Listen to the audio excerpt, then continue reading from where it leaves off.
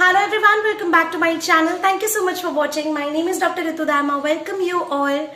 आज की इस वीडियो में हम लोग बात करेंगे ऑर्गेनॉन ऑफ मेडिसिन के केस टेकिंग सीरीज के आगे के अफोरिज्म्स के बारे में। आज इस वीडियो में दो अफोरिज्म्स मैं आपको समझाने वाली हूँ, aphorism number 90 and aphorism number 91। Last video में हमने अफोरिज्म नंबर 88 और 89 किया था। जो भी लोग मेरी वीडियोस को रेगुलरली देखते हैं वो जानते हैं कि केस टेकिंग सीरीज चल रही है और उसमें हमने लास्ट वीडियो में समझा था कि डॉक्टर हानेमैन हमें क्या एग्जाम्पल्स दे रहे हैं, किस तरह से हमें क्वेश्चंस पूछने हैं, हमें स्पेशल क्वेश्चंस कैसे फ्रेम करने हैं, हमें डायरेक्ट क्वेश्चंस कैसे नहीं पूछने हैं, हमें किस तरह से केस टेकिंग करनी होती है and what all is required for a complete homeopathic case taking. तो अब इसके आगे जब केस टेकिंग कंप्लीट हो गई, पेशेंट ने सब कुछ बता दिया, अटेंडेंट ने सब कुछ बता दिया, तो अब क्या जानना और अब क्या लिखना है हमें केस टेकिंग में, उसके बारे में डॉक्टर हानेमैन ने हमें बताया है अफोरिज्म नंबर 90 एंड 91 में। अगर आपको ये वीडियो पसंद आती है तो please do hit the like button and don't forget to press the bell icon for further notification. Subscribe to my channel if you haven't subscribed till yet. Very important information, please share this video. अगर आप चाहते हैं कि ज्यादा से ज्यादा homeopathic students तक की वीडियोस पहुंचे तो प्लीज शेयर किया कीजिए अपने फ्रेंड्स के साथ। जितने भी स्टूडेंट्स होम्योपैथी के हैं, जितने भी फ्रेशर्स हैं या जितने भी होम्योपैथिक फिजिशियंस हैं जिनके लिए वीडियो हेल्पफुल हो सकती है, जिनको भी ऑर्गेनॉन ऑफ मेडिसिन टफ लगता है, उन सभी फ्रेंड्स के साथ प्लीज ये वीडियोस को शेयर किया कीजिए। उनके लिए भी बहुत हेल्पफुल रहेगी जैसे आप सभी के लिए रह रही है। So without further ado let's get started. Aphorism number 90 says when the physician has finished writing down the particulars, सारे पर्टिकुलर्स लिखकर जब खत्म कर दिए हो, फिजिशियन ने सारे पर्टिकुलर्स लिख लिए, he then makes a note of what he himself observe in the patient। फिर उसके बाद वो क्या नोट बनाते हैं कि वो क्या खुद ऑब्जर्व करें एक पेशेंट के अंदर। तो आप एक सेपरेट सेक्शन बना सकते हैं, कॉलम साइड कॉलम, या फिर आप हेडिंग डाल सकते हैं ऑन ऑब्जर्वेशन और आप उसके अंदर सब डिटेल्स लिख सकते हैं। क्या क्या डिटेल्स लिख सकते हैं वो डॉक्टर हानेमैन फुटनोट में बता रहे हैं। And ascertain how much of that was peculiar to the patient in his healthy state. This line is very important. आपको ये भी देखना बहुत ज्यादा जरूरी है कि उनमें से जो भी कुछ आपने ऑब्जर्व किया, एक पेशेंट में देखा, वो सभी चीजें हेल्दी स्टेट में कितनी थी और अब कितनी नहीं है। दैट मीन्स आपको ये देखना जरूरी है कि हेल्दी स्टेट में भी क्या एक पेशेंट का एटीट्यूड, एक पेशेंट का बिहेवियर है आफ्टर वो जो बीमारी हुई है, जो प्रॉब्लम्स हुई है, उसके बाद से जो कुछ भी हुआ है वो देखना भी जरूरी कि पहले से नहीं थे पर अब ऐसे हो गए हैं। तो वो change of attitude, change of behaviour, change of certain circumstances या चेंज, किसी भी तरह का चेंज या बदलाव जो बीमार होने के बाद से ही है, वो भी लिखना वहां इंपॉर्टेंट है कि ये चेंज है। और जो हमेशा से बना हुआ है वो भी लिखना जरूरी है कि हेल्दी स्टेट में भी ऐसे ही है। तो this is very important on observation, ये चीज लिखनी बहुत जरूरी है। अब एग्जाम्पल में डॉक्टर हानेमैन क्या बता रहे हैं। For example, how the patient behaved during the visit, whether he was morose, quarrelsome, hasty, lachrymose, anxious, despairing or sad or hopeful, calm and etc. तो पूरे आपकी विजिट में आपने जितनी देर पेशेंट का केस टेकिंग किया, जितनी देर आपने उनसे बात की, जनरल बात की, ये सब किया, तो आपको पेशेंट का बिहेवियर आपने क्या ऑब्जर्व किया, आपको क्या लगता है, आपके ओपिनियन से क्या क्या चीजें आपने ऑब्जर्व की कि पेशेंट जो है दुखी है, रो रहा है, बहुत ज्यादा सैड है, बहुत ज्यादा गिल्टी है, बहुत ज्यादा परेशान है, बहुत ज्यादा डिसअपॉइंटेड है, जल्दी जल्दी कुछ कर रहा है, बहुत हेस्टी है, मतलब बहुत जल्दबाजी में है, या पेशेंट बहुत छोटी छोटी बातों में गुस्सा हो जाता है, या और भी चीजें जैसे बहुत उसको एंग्शियस है, बहुत एंजाइटी है, बेचैनी है, बहुत होपफुल है, बहुत पीसफुल है, या बहुत शॉर्ट टेम्पर्ड है, बहुत जल्दी जल्दी बोल रहा है। ये सब चीजें भी आपको नोटिस करनी होती है।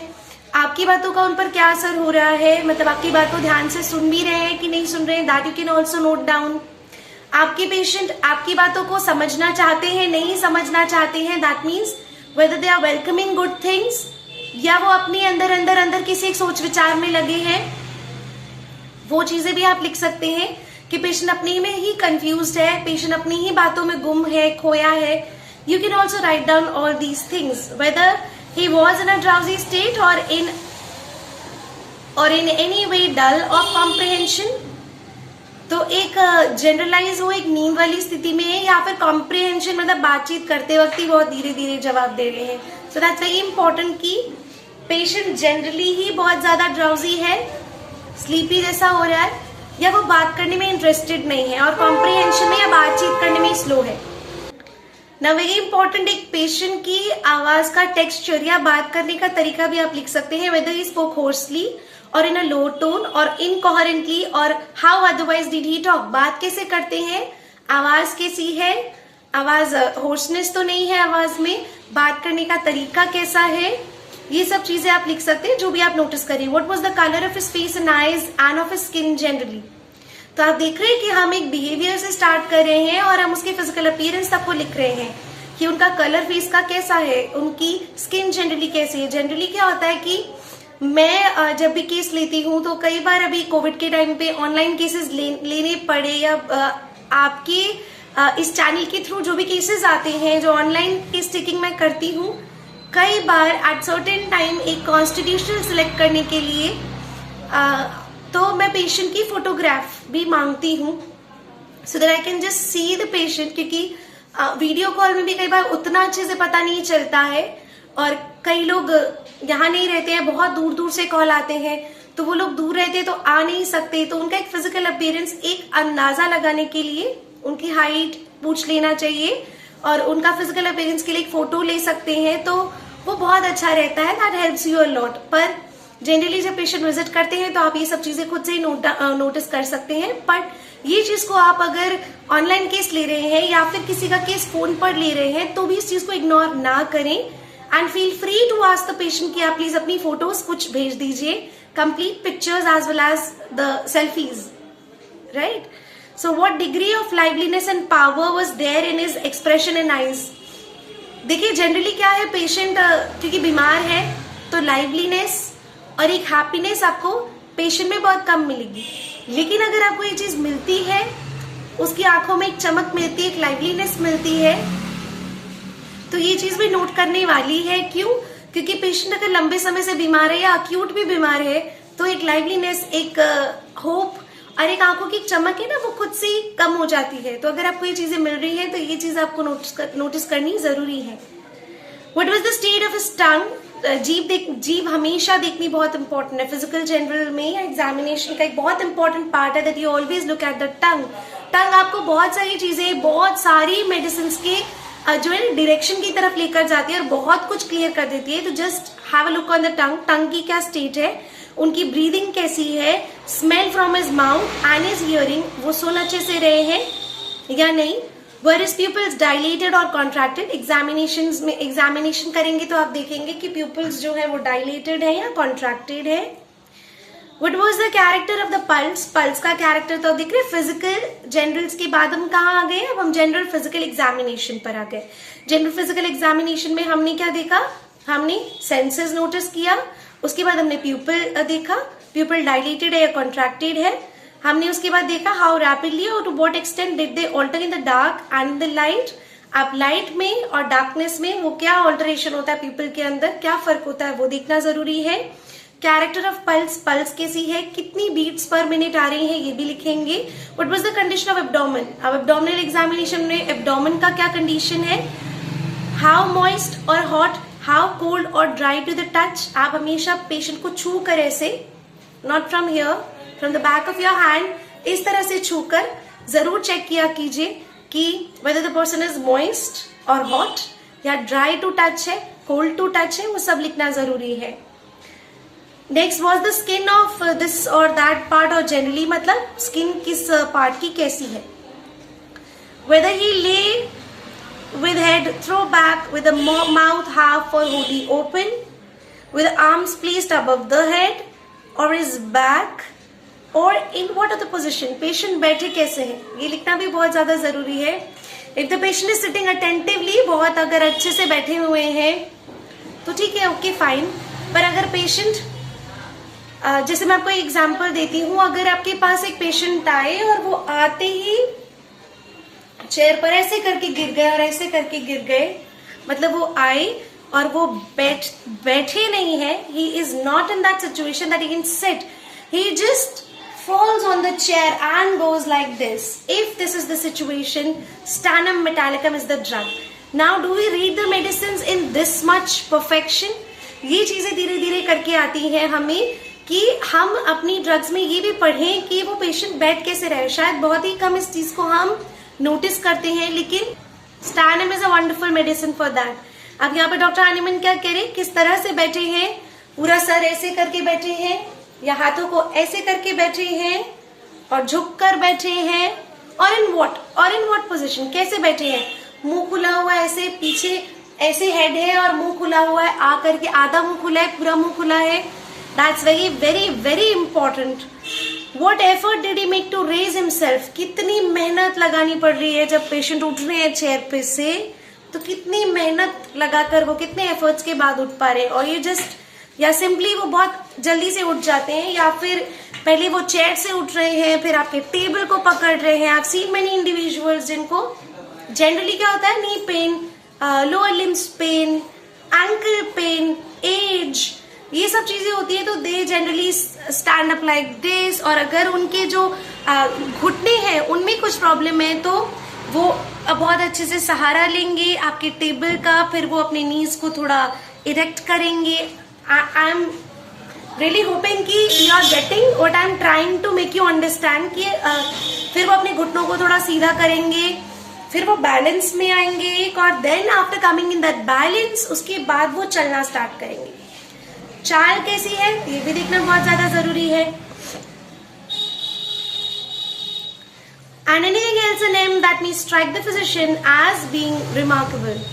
तो और भी कुछ अगर आपको लगता है वो स्ट्राइकिंग है उस इंडिविजुअल में, तो ये भी बहुत रिमार्केबल सिम्टम हो सकता है। अब हम बात करते हैं अफॉरिज्म नंबर 90 के बारे में। तो अफॉरिज्म number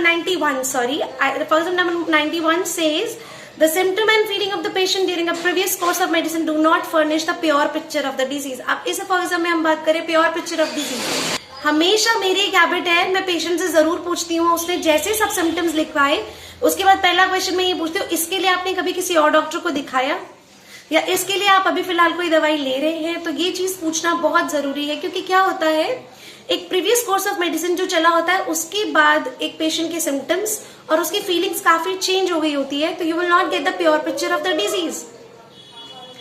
But on the other hand, those symptoms and ailments which he suffered from before the use of medicine or after they had been discontinued for several days give the true fundamental idea of the original form of the disease।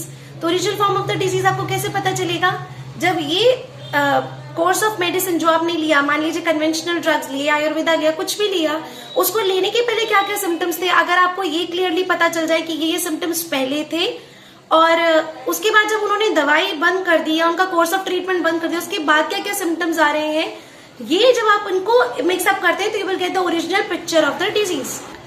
And these especially the physician must take note of। अब when the disease is of a chronic character and the patient has been taking medicine up to the time he is seen। अब एक chronic character का problem है, बहुत normal है, homeopath के पास ये चीज होना बहुत नॉर्मल है कि एक पेशेंट 10 साल से बीमार है, 20 साल से बीमार है, 15 साल से बीमार है और दवाइयां खा खा के थक गए हैं, दवाइयां ही दवाइयां खा रहे हैं, कन्वेंशनल ड्रग्स भरी पड़ी है उनके घर में, वो रोज खा रहे हैं, पर अब वो चाहते हैं कि उनकी बीमारी जड़ से ठीक हो जाए, इसलिए वो होम्योपैथी में आए हैं। Now you can just think कि इतने सालों की खाई हुई जो मेडिसिन है उसने ओरिजिनल पिक्चर को कितना दबा दिया होगा या कितना फेडेड कर दिया होगा। तो इसलिए एक क्रॉनिक कैरेक्टर की अगर एक डिजीज जो है क्रॉनिक कैरेक्टर की हो, तो पेशेंट जो है जब तक वो आपके पास नहीं आता तब तक वो मेडिसिन ही खा रहा है। तो अगर एक डिजीज क्रॉनिक कैरेक्टर का है और क्रॉनिक कैरेक्टर में जब तक वो आपके पास नहीं आए तब तक वो मेडिसिन खा ही रहे हैं, तो सबसे पहला काम एक होम्योपैथ को क्या करना चाहिए, अगर वो आपके पास आए हैं और वो दवा अभी तक खा रहे हैं तो उस दवा को डिसकंटिन्यू सबसे पहले कराना है। अगर आप वो दवा डिसकंटिन्यू करा सकते हैं तो दैट्स वेरी वेरी इंपॉर्टेंट। आप उनकी ब्लड प्रेशर की दवा एकदम से बंद ना करा दीजिए, आप उनकी थायराइड की दवा एकदम से बंद ना करा दीजिए, आप धीरे धीरे करके उनको कम करके फिर बंद कीजिए। और ये चीज हमेशा बहुत ध्यान देने वाली है, क्या क्या दवाइयों को आप बंद कर सकते हैं और क्या क्या दवाइयों को आप एकदम से बंद नहीं कर सकते। उसकी जो है सिम्टम्स आने लगते हैं, उसके साइड इफेक्ट्स मैं कहूँ वो सब आने लगते हैं, बैक इफेक्ट्स, आफ्टर इफेक्ट्स आने लगते हैं। तो इसलिए आप मेडिसिन को बंद करके उनके सिस्टम को क्लीन अप होने दीजिए। तो physician must take with advantage leave him some days quite without medicine or in the meantime administer something of an unmedicinal nature and defer to a subsequent period the more precise scrutiny of the morbid symptom। तो आप उस patient को सबसे पहले तो medicine के बिना छोड़ दीजिए, या फिर आप कोई अनमेडिसिनल जिसमें कोई मेडिसिन नहीं डली हो ऐसी चीज दे दीजिए उनको लेने के लिए, ताकि वो मेडिसिन से फ्री रहे उनका सिस्टम कुछ समय तक। or in the meantime administer something of an unmedicine in nature, and defer to a subsequent period the more precise scrutiny of the morbid symptom. आपने जो केस लिया है उसको आप सब्सिक्वेंट पीरियड तक के लिए थोड़ा पोस्टपोन कर दीजिए, और उसमें क्या करेंगे, आप और माइन्यूटनेस से उस केस को समझिए, जानिए, एग्जामिन कीजिए, जब तक वो एक अनमेडिसिनल नेचर की चीज चल रही है या फिर आपने उनके सिस्टम को क्लियर अप होने के लिए छोड़ दिया है. In order to be able to grasp in their purity the permanent uncontaminated symptoms of the old affection and to form a faithful picture of the disease. तो अगर आपको प्योर पिक्चर ऑफ डिजीज चाहिए तो आपको इस तरह से करना है. इससे क्या होगा, आपको एक ओल्ड, जो पुरानी, जो अनटच थी, बिना मेडिसिन से छेड़ी हुई जो पिक्चर थी, वो ओरिजिनल पिक्चर आपको मिल जाएगी, और एक ऐसा ड्रग पिक्चर, आपको ऐसा डिजीज पिक्चर मिल जाएगा जिस पर आप पूरे कंप्लीटली रिलाई कर सकते हैं. So this is all about aphorism number 90 and 91. I'll come up with aphorism number 92 very soon. If you like this video, please hit the like button, subscribe to my channel, and shower your love and blessings. Thank you so much. Take care. Bye bye.